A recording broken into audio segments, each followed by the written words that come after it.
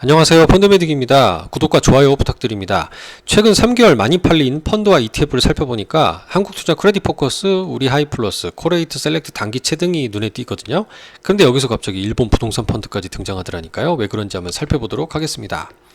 최근 3개월 많이 늘어난 3,500억 이상 설정액이 늘어난 상품으로 찾아봤는데요. 이 해외 주식형으로는 타이거 미국 S&P 500 이게 한 4,200억 늘어났고, 그 다음에 코덱스 2차전지 산업 레버리지니까 더 타격이 컸겠죠. 2차전지가 최근 안 좋았는데 33% 마이너스, 그리고 코스닥 150 레버리지 마이너스 12%, 오히려 하락했으니까 진폭이 더 커졌던 것 같고요. 그 외에는 채권형이 많습니다. 파란색으로 보이는 우리 단기채, 여기 크레딧 포커스, 우리 하이플러스, 우리나라 초단기, 해외에서는 AB 월지급 글로벌 고수익, 요거 하이힐드 채권 정도가 눈에 띕니다. 빨강색이 크레딧 포커스고요. 녹색이 하이플러스, 그 다음에 파란색이 이제 여기 상위에는 들어있지 않지만 제가 예전에 좋아했던 한화 코리아 밸류 채권이 되겠습니다. 금리가 상승하는 2023년도 국면까지는 이렇게 하락하는 모습을 볼 수 있죠. 한 마이너스 3%까지는 하락할 수 있다는 걸 열어두면 지금 펀드에 투자하면은 이렇게 금리가 급등하잖아요. 그러면 원금 정도밖에 안 나올 수 있는 리스크도 감내해야 될 것 같아요. 근데 일단 무엇보다 전 댓글이 와닿습니다. 이분이 이런 이제 댓글을 주셨는데, 채권 펀드들의 YTM이나 듀레이션, 그런 크레딧 정보 등이 운용사 홈페이지에는 잘 나오지 않아서 알기가 어렵다라는 지적을 해주셨는데, 반면에 ETF는 이런 정보가 잘 공개되어 있다고 합니다. 맞습니다. 이게 이 금융투자협회라는 데의 광고 심사 규정을 보면 펀드 등을 되게 엄격하게 규정을 하고 이런 공개를 못하도록 해놨는데, 사실 ETF에 준해서 좀 월간으로도 해당 정보를 좀 공시 비슷하게 공개를 하면 참 좋겠다는 생각이 됩니다. 근데 이게 고객분들이 자체 YTM을 이제 기대 수익률로 오인할 수 있기 때문이라고 얘기는 하지만 너무 불필요한 규제가 아닌가. 정작 미국도 다 공개하는 정보거든요. 그래서 우리도 조금 좀 전향적으로 공개를 검토해 줬으면 좋겠다는 생각입니다. 그래서 제가 펀드메딕 제가 한번 찾아봤습니다. 크레딧 포커스 AA- 등급의 2.35년 정도의 듀레이션이고요. 하이플러스는 AA 제로로 평균 신용 등급은 높지만 1.58년의 듀레이션이 짧죠.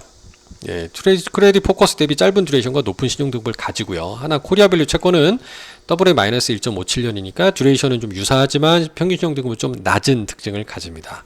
근데 여기에 보라색으로 코레이트 셀렉트 단기채도 많이 팔린 걸 봤을 때 얘는 상당히 놀랍지 않습니까? 꾸준히 금리가 상승하든 하락하든 우상향하는 걸 볼 수 있고, 이제 A 플러스 등급의 0.16년, 그러니까 MMF보다 조금 높은 기대 수익을 가진 분들에게 판매가 되지 않았을까. 물론 신용 등급이 상당히 낮다라는 거면서 유의할 필요가 있습니다. 보유 종목을 살펴보면 상단에 FM 유동화 제1차라는 좀 특이한 게 눈에 띄죠. 전자단기사채 ABS TV라고도 불리는 상품인데요.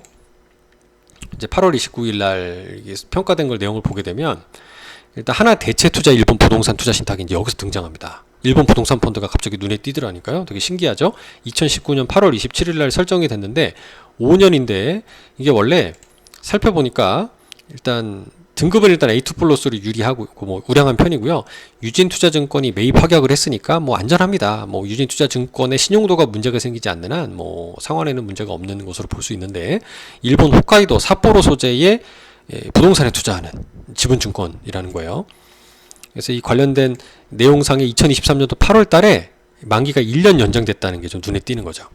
이제 흥미로워서 뉴스를 찾아봤더니 하나 대체투자 일본 부동산 펀드 손실 위기, 요새 부동산 펀드 손실 핫하지 않습니까? 공실률, 치솟아 등등이 2023년도 10월 달 기사로 눈에 띄었습니다.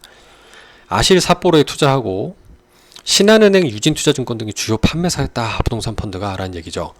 근데 이게 수익성이 좀 좋지 않다라는 거고, 일본 금리가 앞으로 인상될 경우 수익성이 더 나빠질 전망이라는 게 좀 우려됩니다. 왜냐하면 이번에 만기 연장하면서 리파이낸싱 대환을 했는데 금리가 더 올랐다라는 거죠. 대출이자를 좀 더 많이 내다 보니까 기대 수익이 감소하고 있다라는 거고, 일본이 지금 마이너스 금리 정책 해지가 되고 임금도 상승하고 금리도 올라가고 막 이러고 있잖아요. 조금 뭔가 쎄하죠. 좀 불안해 보입니다. 오히려 코레이트 상품을 통해서 이제 향후에 일본 부동산 펀드의 전망이 좋지 않다라는 것을 좀 확인해 볼 수가 있었어요.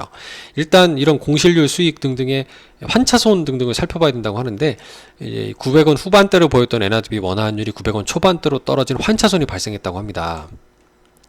근데 이런 점은 좀 안타깝지만 찾아보니까 이게 2019년도였거든요. 1,100원대였거든요. 지금 최근 반등은 했지만 여전히 900원대 초반입니다. 그렇기 때문에 환차손을 피하긴 힘들지 않을까.